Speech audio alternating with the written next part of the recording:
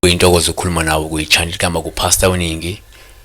Engathi uNkulunkulu angakulonda kugcine ngasonke isikhathi ekubusise konke kuhambe kahle empilweni yakho.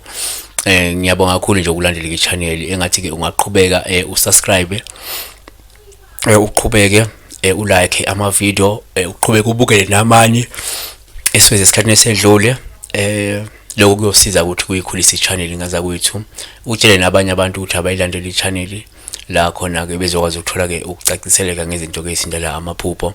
Namhlanje sibheka nje ngokugxilile la iphupho likaThemba kwaMthweni uthi ke mina ke ngihlezi ngiphupha la amagaga kokunye ke kuphapha mhlawumbe ngidliswa ke wona.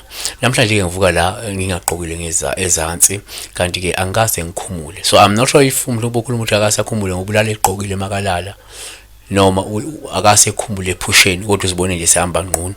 Kodwa ke uma uphupha udla indle yomuntu lolu phawu lubi kakhulu lovame ukulala ubike ukuthi umhlubu usuku usungezwe abantu abakudlela umona futhi okusuke bekufaka nesichitho. 2 uma uphupha udla indle uphawu usuke libika ukuthi kunomuntu okumelele ngemithi emibi ezokuninda noma ke ezokwenza ukuthi kusale unesichitho noma unebhadi nesinyama noma ke isicwacwa phakathi noma ke phambi kwabantu. Okwesithathu ukuthi uma uphupha udla indle yomuntu kuphinde kube uphawu osuke lokuxwayisa ukuthi mhlawumbe ungenzeka ube umuntu obhekana nezinkinga noma ke nezimo ezimbi ngenxa ke yezimfamona ezikufisela okubi ongenzeka ebudlelaneni noma nje emkhakheni wakho. Kanti uma usuphupha la mhlawumbe unqunu kwesoloko uphawu usuke seliveza la ukuthi mhlawumbe imfihlo noma ke impilo yakhe yangasese izoba sobala mhlawumbe uphinde ke uthele nalihlazo, yabona.